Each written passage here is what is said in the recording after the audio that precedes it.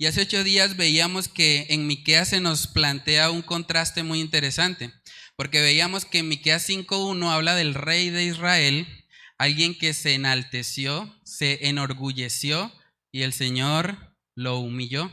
Y por el contrario vemos a Jesús que siendo Dios, Él se humilló en la tierra tomando forma de hombre y luego Dios lo exaltó.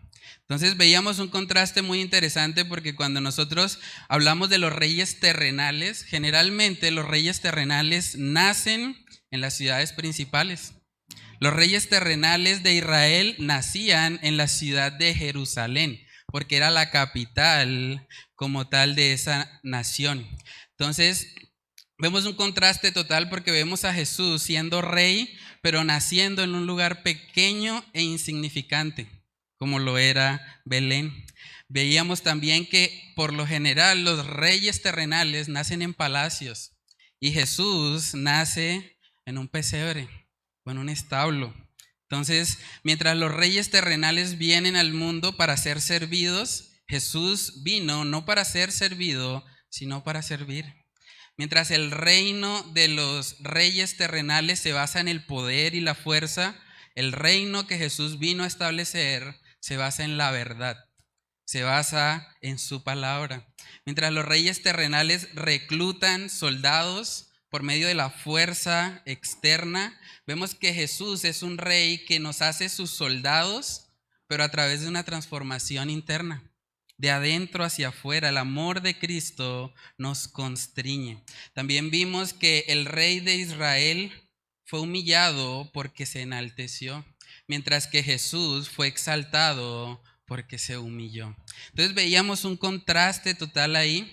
Por cierto, también es importante, antes de que se me olvide, aclarar que en la reunión pasada, cuando estaba dando el dato de Belén del área, yo utilicé una unidad que no era la correcta. Yo hablé de que Belén tenía 30 metros cuadrados y realmente 30 metros cuadrados, tenemos más de 30 metros cuadrados acá. No me refería a eso, realmente la unidad correcta es kilómetros cuadrados. Belén tiene 30 kilómetros cuadrados y la superficie terrestre tiene 149 millones de kilómetros cuadrados. Cuando hacemos la división es que encontramos que hay cerca de 5 millones de lugares iguales a Belén en el mundo y por lo tanto hablábamos de la probabilidad matemática que era muy, muy baja para que esta profecía se cumpliese.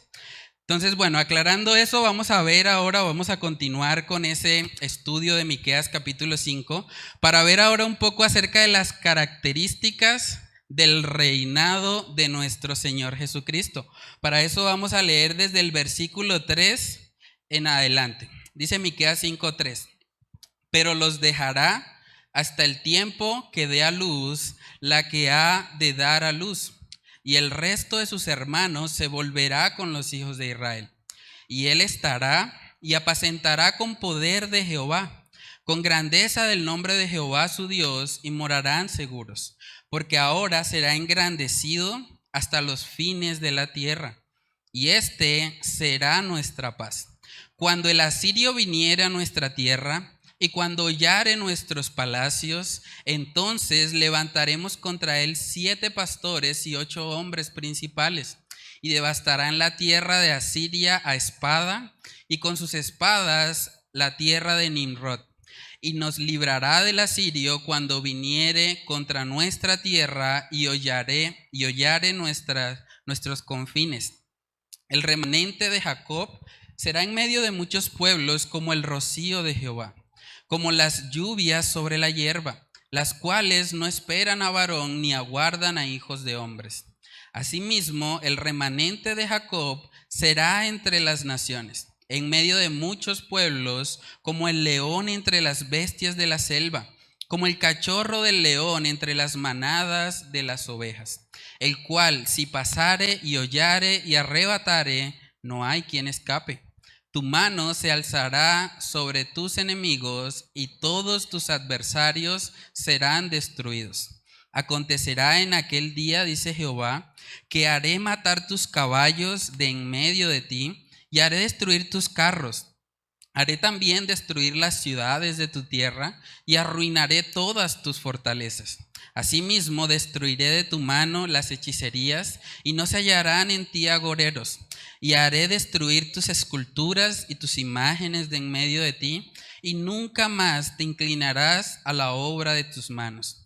Arrancaré tus imágenes de acera de en medio de ti y destruiré tus ciudades. Y con ira y con furor haré venganza en las naciones que no obedecieron. Vamos a orar y a pedir la dirección del Señor en esta mañana.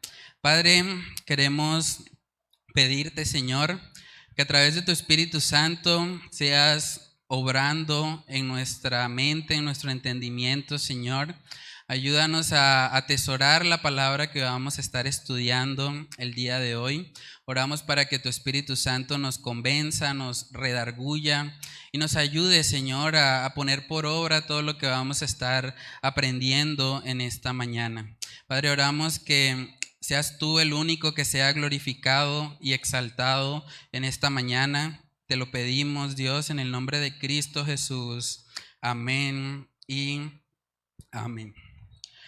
Bueno, hermanos, en Miqueas capítulo 5, en el versículo 3, vemos que empieza diciendo: pero los dejará hasta el tiempo que dé a luz la que ha de dar a luz, y el resto de sus hermanos se volverá con los hijos de Israel.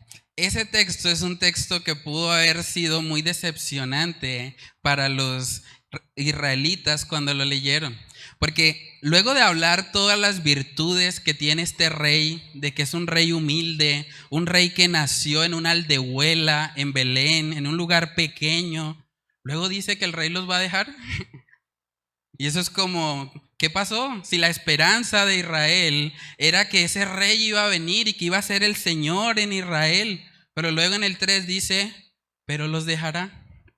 O sea, el rey vino, pero no se va a quedar ahí permanentemente con ellos, sino que dice que los dejará. Ahora, gracias al Señor, no es que Él los esté dejando permanentemente, porque el texto dice: pero los dejará hasta, hay una condición ahí, el tiempo que dé a luz la que ha de dar a luz, y el resto de sus hermanos se volverá con los hijos de Israel.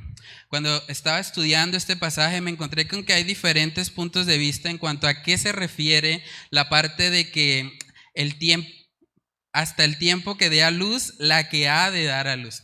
Muchos intérpretes pensaron en su momento que esto hacía referencia al resurgir de la nación de Israel. Cuando nosotros miramos en la historia podemos ver que más o menos en el año 1948 la nación de Israel fue restablecida y recibieron básicamente lo que dice al final del verso 3: muchos israelitas alrededor del mundo llegaron a esa nueva nación o a esa nación que se estaba restituyendo, y desde el año 1948 vemos que la Organización de las Naciones Unidas recibió a Israel o le dio la soberanía como nación. Entonces muchos autores cuando leyeron esta profecía dijeron: bueno, ahí está el cumplimiento de eso. Cuando ahí dice que dé a luz la que ha de dar a luz, muchos pensaron que hacía referencia a eso. Pero hay un problema con esa interpretación, porque si nosotros miramos el versículo 4, lo que vemos hoy en la actual nación de Israel no es precisamente lo que está descrito ahí.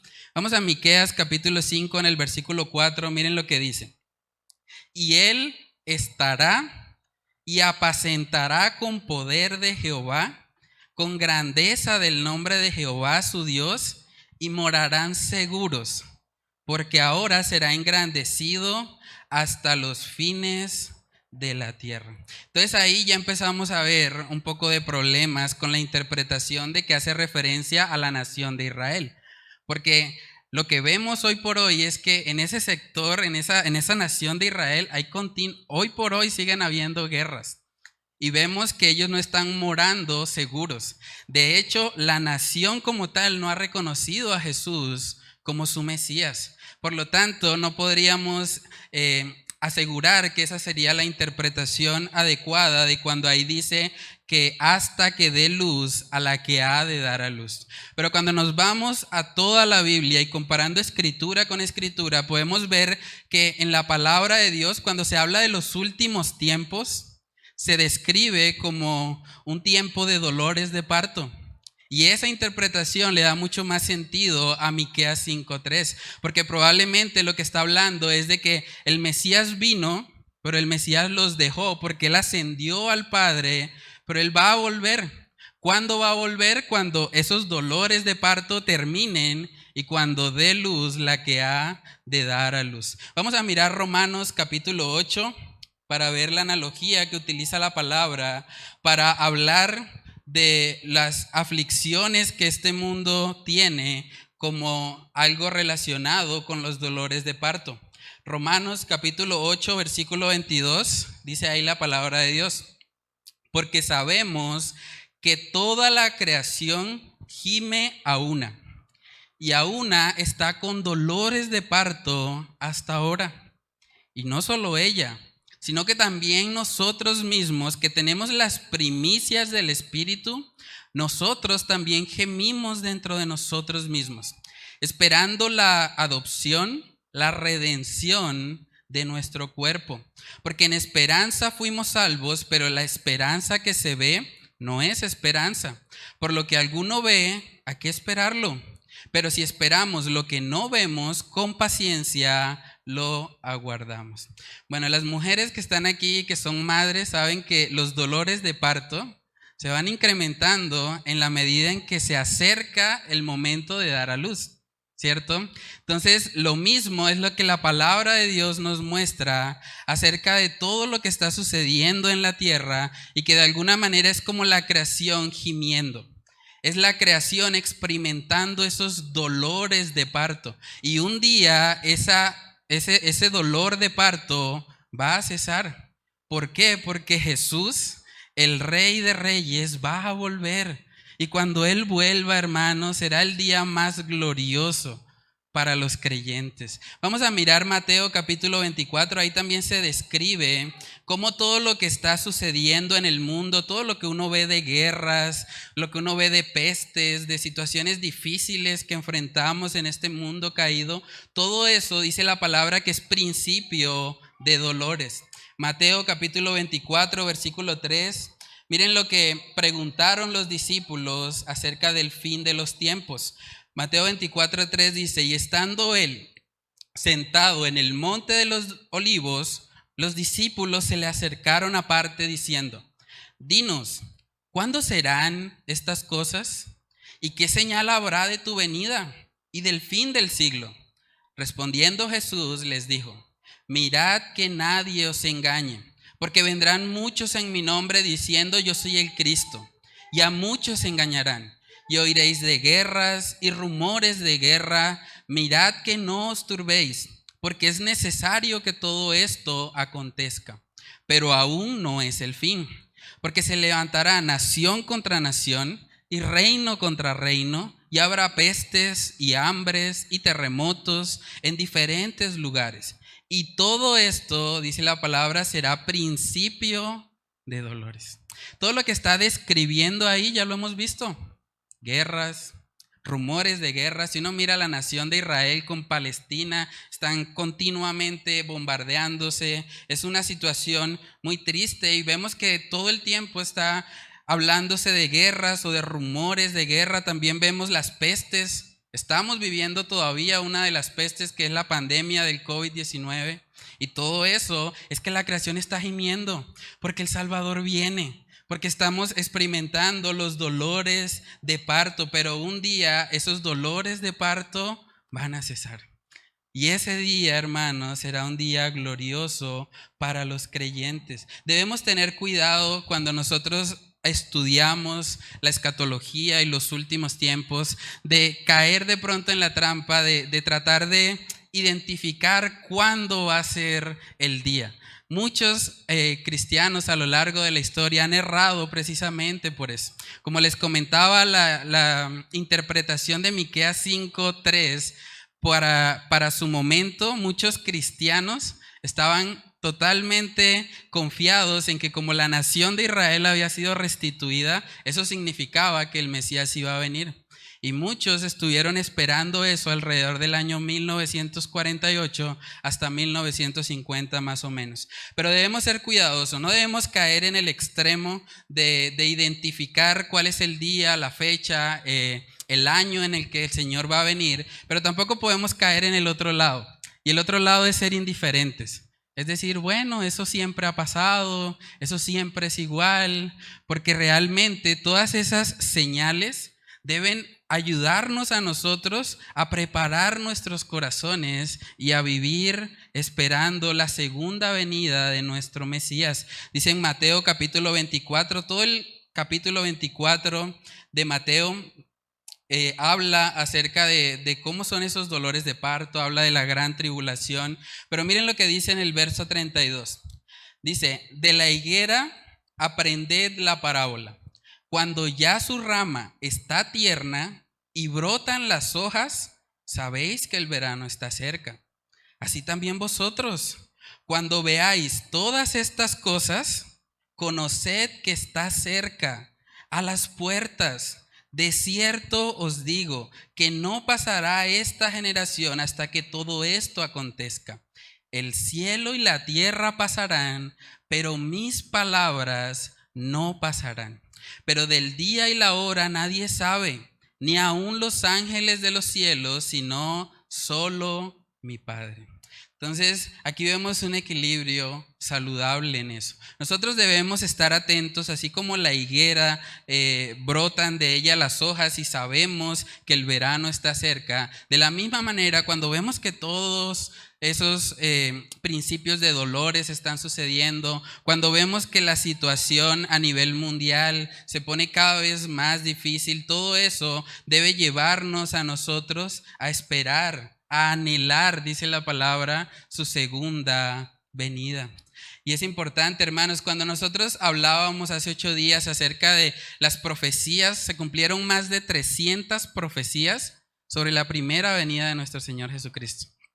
Imagínense eso. Si algo nosotros podemos aprender de eso, es que tenemos un Dios que cumple sus promesas. Él prometió que Jesús vendría por primera vez y Jesús vino. Ahora, Él ha prometido que el Rey de Reyes va a venir por segunda vez y Él va a cumplir su promesa. Un comentarista bíblico dijo, la segunda venida de Jesús será el día más glorioso y anhelado para el creyente, pero al mismo tiempo será para el incrédulo el día más terrorífico que alguna vez haya enfrentado. Entonces debemos preguntarnos de qué lado estamos. ¿Somos de los que hemos creído y anhelamos su segunda venida? ¿O somos de los que si Jesús viniera hoy, deberíamos estar temblando? Deberíamos estar angustiados, porque por causa de nuestros pecados, lo que merecemos es la justa ira de Dios. ¿Saben que hay muchas personas que se burlan de la segunda venida del Señor? Hay gente que dice, eso es puro cuento. Llevamos 2021 años y la gente siempre diciendo que Jesús va a volver. Pero saben que la única razón que vemos en la palabra de por qué el Señor no ha vuelto es precisamente porque Él no quiere que ninguno perezca. Porque Él quiere que todos procedan al arrepentimiento.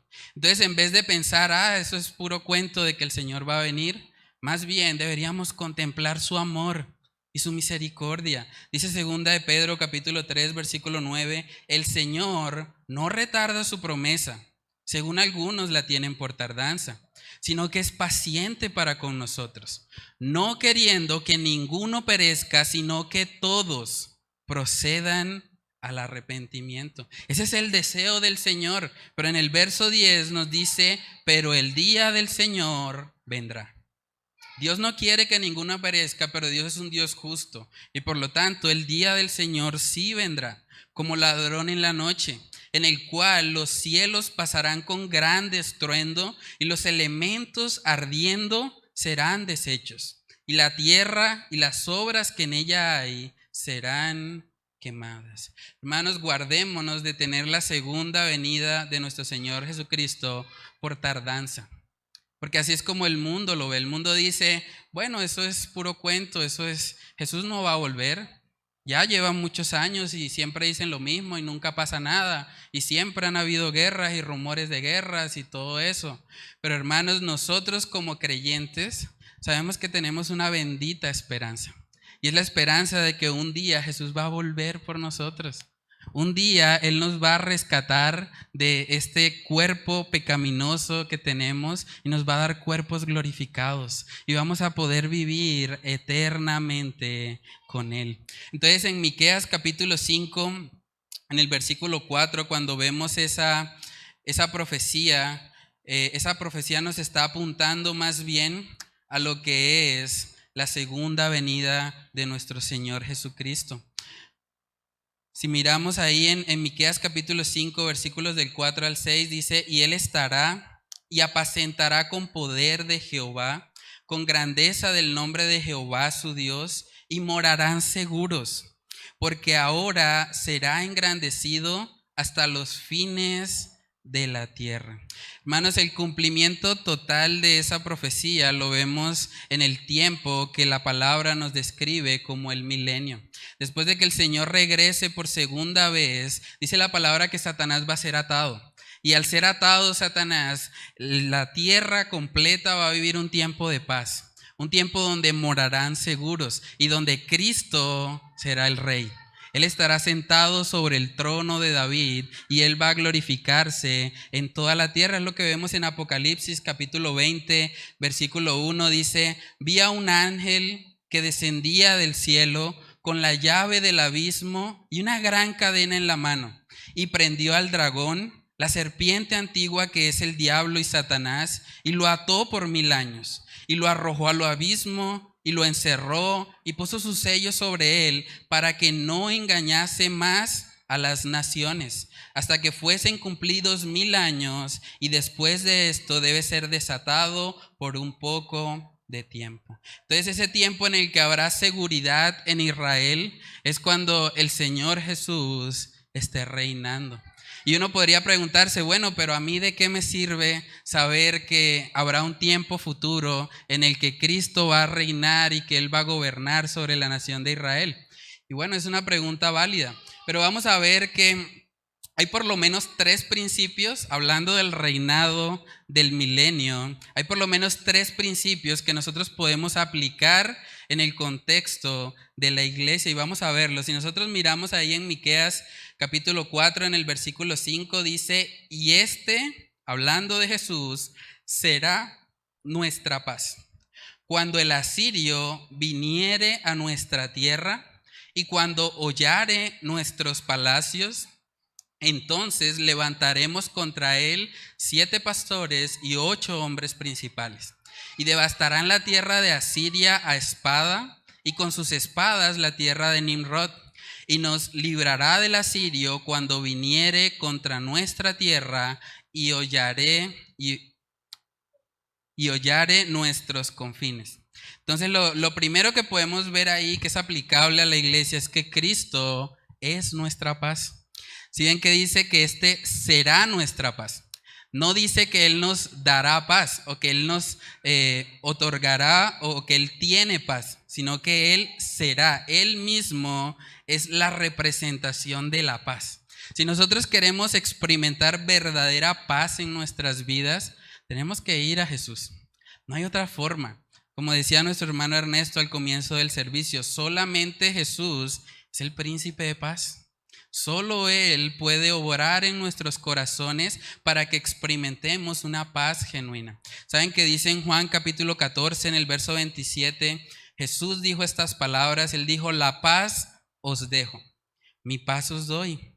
Yo no os la doy como el mundo la da. No se turbe vuestro corazón ni tenga miedo.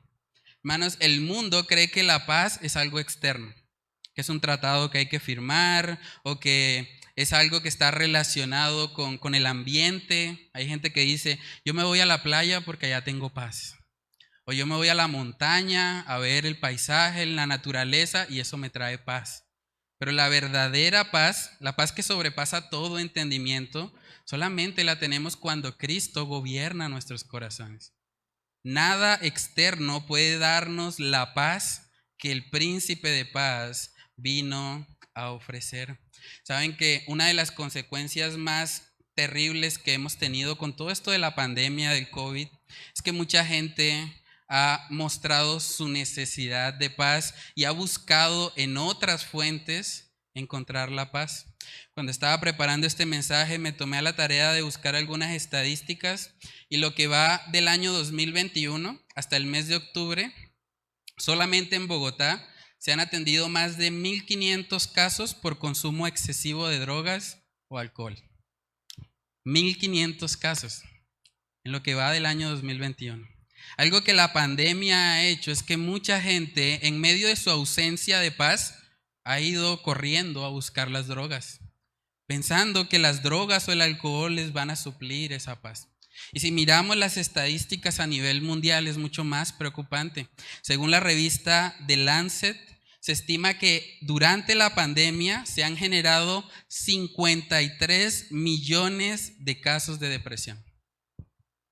53 millones. Gente que necesita la paz de Cristo.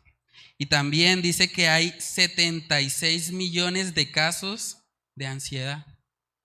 Personas que están tratando de buscar afuera lo que solo Cristo puede ofrecer adentro.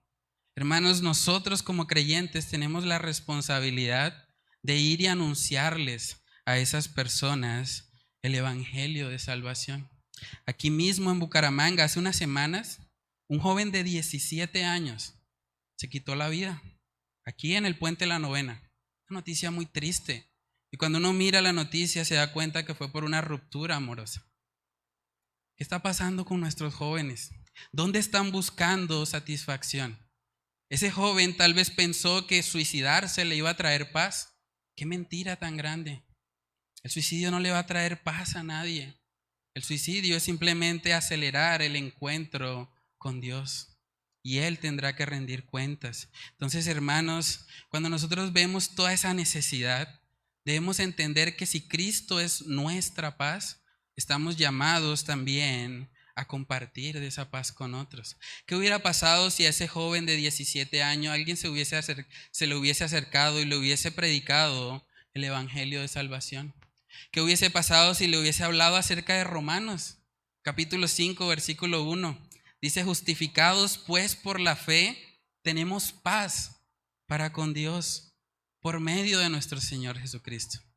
¿Qué hubiera pasado si un creyente se hubiese acercado y le hubiese dicho, no, la paz no la vas a encontrar quitándote la vida? La paz solo está en Cristo Jesús. En Colosenses también, capítulo 1, el texto que nos compartía también nuestro hermano Ernesto, vemos que Jesús mismo vino a comprar esa paz. Dice Colosenses 1:19, por cuanto agradó al Padre que en Él habitase toda plenitud, y por medio de Él reconciliar consigo todas las cosas, así las que están en la tierra como las que están en los cielos, haciendo la paz mediante la sangre de su cruz. ¿Qué hubiera pasado si alguien hubiese estado ahí para predicarle el mensaje de paz? Romanos capítulo 10 también nos exhorta a eso. Romanos 10, verso 14 dice, ¿cómo pues invocarán a aquel en el cual no han creído? ¿Y cómo creerán en aquel de quien no han oído? ¿Y cómo oirán sin haber quien les predique? ¿Y cómo predicarán si no fueren enviados? Como está escrito, cuán hermosos son los pies de los que anuncian ¿qué? La paz, de los que anuncian buenas nuevas. Hermano, ¿cuándo fue la última vez que tú anunciaste la paz? ¿Cuándo fue la última vez que tú le hablaste a alguien de que puede reconciliarse con Dios por medio de Cristo Jesús? Saben que a veces caemos en el error de estar tan enfocados en nosotros mismos que nos olvidamos que hay un mundo afuera, un mundo que necesita esto, que necesita el mensaje de paz. Como iglesia, nosotros no podemos ser pasivos en predicar el evangelio. Debemos estar continuamente hablándole a otros. Saben que Satanás trabaja activamente para engañar al mundo? Ese joven murió engañado, murió creyendo una mentira, creyendo que él simplemente quitándose la vida iba a experimentar paz. Y es muy triste que eso pase. Como iglesia nosotros debemos contrarrestar todas las mentiras de Satanás con la palabra de Dios. Y debemos ser instrumentos para que eso suceda. Entonces, hermanos, preguntémonos, ¿cómo vamos en eso? ¿Cómo vamos en anunciarle a otros el mensaje de paz, las buenas nuevas de salvación? ¿Cuándo fue la última vez que le hablaste a alguien acerca del príncipe de paz? Acerca del único que puede traer paz genuina al corazón. Eso es lo que debemos cuestionarnos cuando vemos que Jesús es esa paz.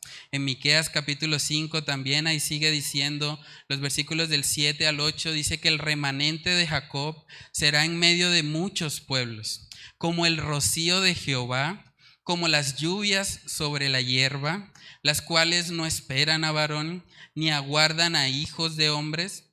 Asimismo, el remanente de Jacob será en medio de muchos pueblos como el rocío de Jehová, como las lluvias sobre la tierra, las cuales no esperan a varón ni aguardan a hijos de hombres. Asimismo, el remanente de Jacob será entre las naciones, en medio de muchos pueblos, como el león entre las bestias de la selva, como el cachorro del león entre las manadas de las ovejas, el cual si pasare y hollare y arrebatare, no hay quien escape. Tu mano se alzará sobre tus enemigos y todos tus adversarios serán destruidos. Ahí vemos que está hablando un contraste porque habla del remanente de Jacob, está hablando de Israel en el tiempo del milenio. Dice que va a ser como un rocío, y el rocío para el israelita era señal de bendición. Porque el rocío era algo que ayudaba a que las plantas crezcan, a que la hierba florezca también. Entonces era una señal de que el remanente de Jacob iba a ser de bendición. Pero es curioso porque parece que entre el 7 y el 8 hubiese una contradicción. Porque mientras en el 7 habla de que el remanente será de bendición, en el 8 habla como si el remanente de Jacob fuese una amenaza. Miren lo que dice el 8, dice, en medio de muchos pueblos, como el león entre las bestias de la selva, como el cachorro del león entre las manadas de las ovejas. Y es curioso eso, porque podemos encontrar también un paralelo con lo que es la iglesia, porque la iglesia es fuente de bendición para todas las naciones, pero al mismo tiempo es fuente de terror para el mundo que está en sus tinieblas y que no quiere venir a la luz de Cristo Jesús. Y eso es interesante también porque si nosotros miramos, sobre todo en Occidente, la cultura occidental ha sido muy influenciada por los principios cristianos, al punto que la libertad que tenemos hoy de reunirnos, la libertad de culto y todas las libertades que tenemos como individuos de una nación de Occidente como lo es Colombia, nosotros somos realmente privilegiados. Solamente falta dar una mirada hacia lo que es el Oriente, lo que hablamos hoy en el país de la semana, el país de Irán y muchos países en Oriente. Realmente ellos sí están viviendo persecución muy fuerte, porque fueron naciones que no fueron colocadas o establecidas bajo los principios bíblicos. Es curioso que un historiador, una persona que no se identifica a sí mismo como creyente, pero reconoce la influencia del cristianismo en Occidente, él dijo lo siguiente: los occidentales vivimos en una pecera y el agua es el cristianismo. No somos conscientes de hasta qué punto forma parte de nuestra vida porque lo tenemos ahí. Es el medio en el que respiramos y en el que nos movemos. Es curioso cómo autores seculares reconocen que el cristianismo ha tenido un efecto positivo. El cristianismo ha sido como un rocío para las naciones, como vemos aquí en este texto base. Pero es curioso porque ese tiempo de bendición en el que estamos también ha hecho que se levanten muchos movimientos y muchas ideologías que van en contra a la palabra de Dios. Ideologías como lo que se llama ideología de género, el feminismo también radical, el aborto, la eutanasia y todas esas cosas que sabemos que van en contra a lo que Dios ha establecido en su palabra. Esas cosas han surgido por la libertad que se tiene gracias a la influencia del cristianismo en Occidente. Lo que esas personas no saben es que de alguna manera están atacando lo que les causó la bendición de tener esa libertad. Saben que si ustedes se van a Oriente y se van a la cultura musulmana, en la cultura musulmana no hay feminismo. Allá no hay nada de eso. En la cultura musulmana no hay ideología de género, porque son culturas que han sido muy influenciadas, pero por culturas paganas o por dioses paganos que se imponen a la fuerza. Y eso no es lo que nosotros vemos en la palabra de Dios. Como creyentes, nosotros influenciamos al mundo por medio de la luz de Cristo. Vamos a Mateo capítulo 5. Mateo capítulo 5 nos muestra cómo la iglesia cumple con ese papel de ser luz en medio de las tinieblas. Mateo capítulo 5 versículo 14 dice: vosotros, hablando de los creyentes, sois la luz del mundo. Una ciudad asentada sobre un monte no se puede esconder, ni se enciende una luz y se pone debajo de un almud, sino sobre el candelero, y alumbra a todos los que están en casa. Así alumbre vuestra luz delante de los hombres, para que vean vuestras buenas obras y glorifiquen a vuestro Padre que está en los cielos. Entonces la iglesia, hermanos, es como un rocío para las naciones, porque les lleva el mensaje de salvación, pero al mismo tiempo la iglesia hace una guerra contra las tinieblas, y al mundo no le gusta eso. El mundo se molesta cuando las personas son luz, y es lo que vemos en la palabra. Cuando Jesús vino al mundo, una de las cosas que caracterizaba a las personas es que amaban más las tinieblas que la luz. Y lo mismo sigue ocurriendo hoy en día. Vamos a mirar Juan capítulo 3, versículo 19. Dice: y esta es la condenación, que la luz vino al mundo y los hombres amaron más las tinieblas que la luz, porque sus obras eran malas. Porque todo aquel que hace lo malo aborrece la luz y no viene a la luz para que sus obras no sean reprendidas. Mas el que practica la verdad viene a la luz para que sea manifiesto que sus obras son hechas en Dios. Entonces en Miqueas 5, en el versículo 8, vemos que hay naciones que van a ver a Israel como un león, como una amenaza. Y lo mismo pasa con la iglesia hoy. Hay personas que piensan que la iglesia es una amenaza, y por eso en lugares como Irán hay esa persecución. Ellos dicen: no, estos creyentes son una amenaza para nosotros. Esos creyentes se reproducen muy rápido. Ellos hacen creyentes en cuestión de tiempo, simplemente predicándoles el mensaje de salvación. Y por eso el mundo está continuamente atacando a la iglesia. Pero dice en Miqueas capítulo 5, en el verso 9: tu mano, hablando de Jesús, se alzará sobre tus enemigos y todos tus adversarios serán destruidos. Cuando Cristo gobierne en el reino de los 1000 años, Él se va a encargar de que todos los enemigos, todos los adversarios sean destruidos. Y lo mismo vemos hoy por hoy respecto a la iglesia.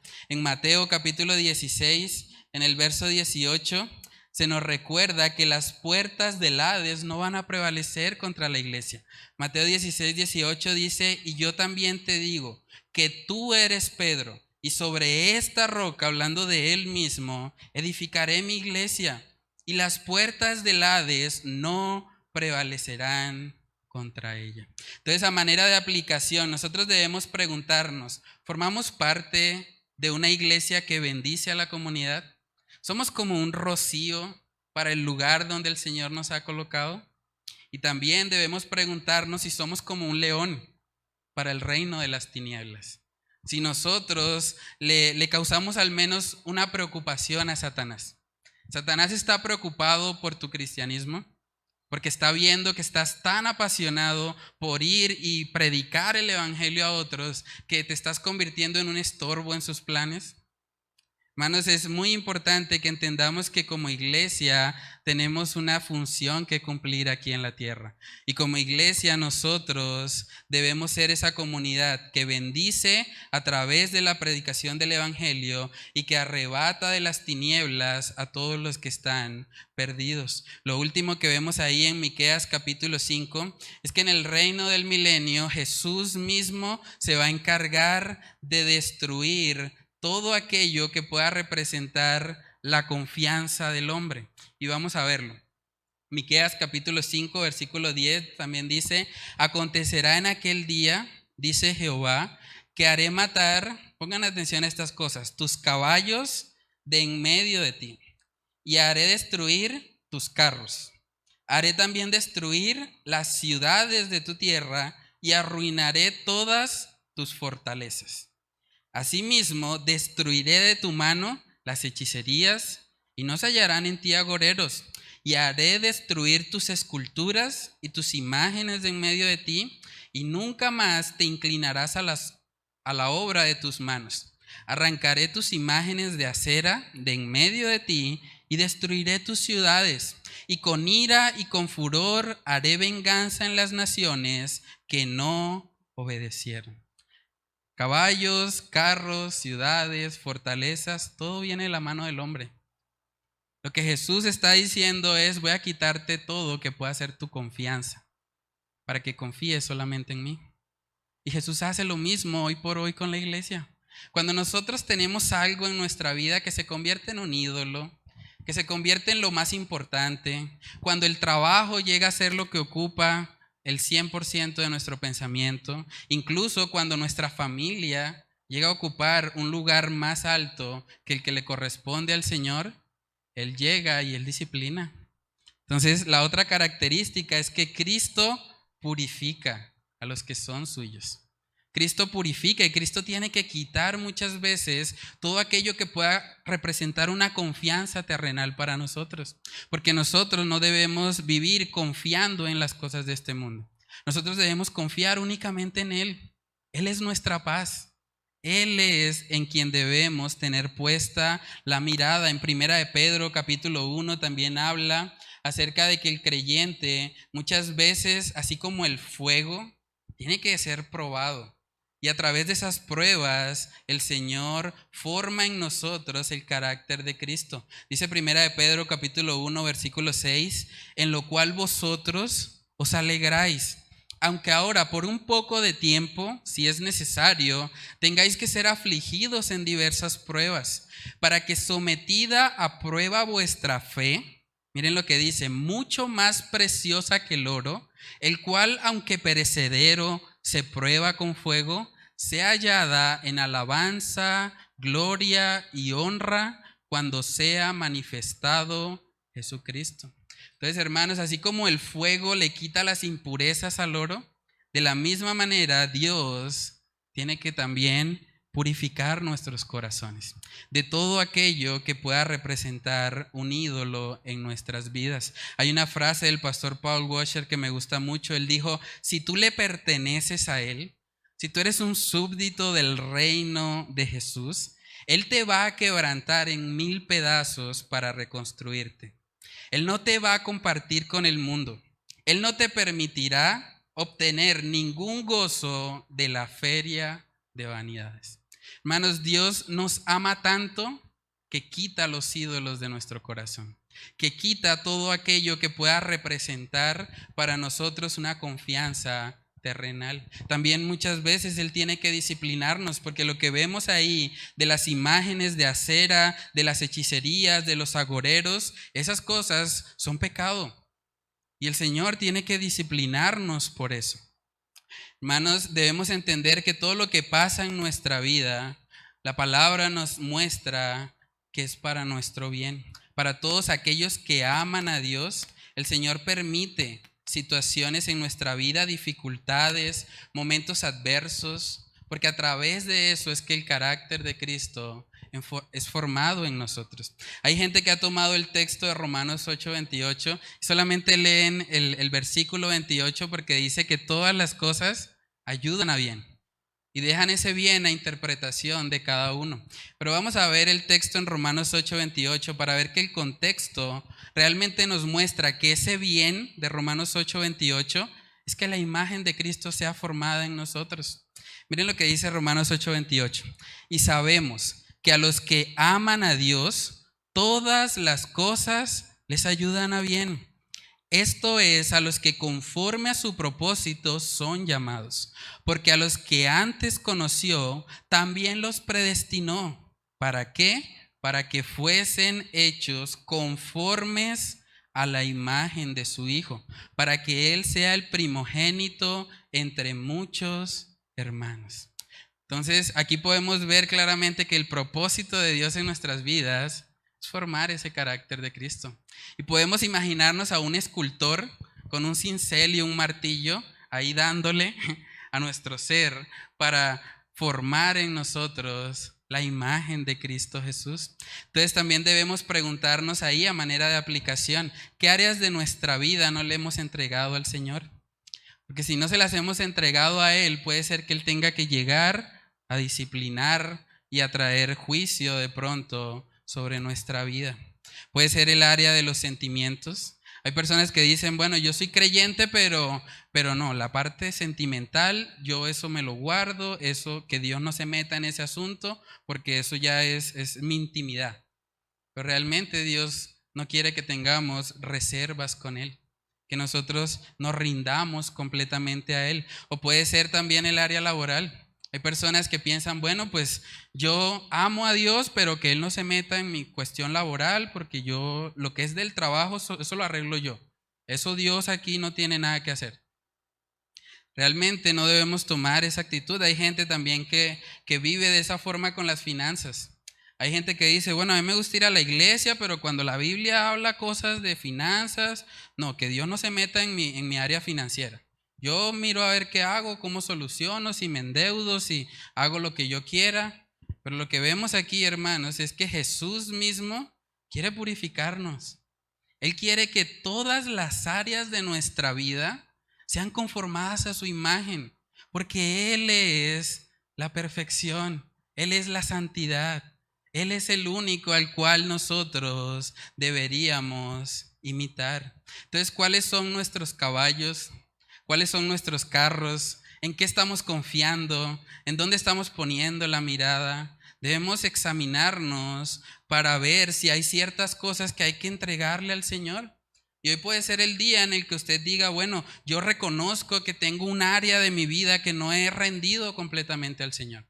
Y hoy puede ser el día en que usted entregue esa área al Señor y que aprenda a descansar en Él. ¿Cuáles son de pronto los pecados que no has querido abandonar? Hay personas que incluso viniendo a la iglesia y siendo creyentes, siguen practicando ciertos pecados.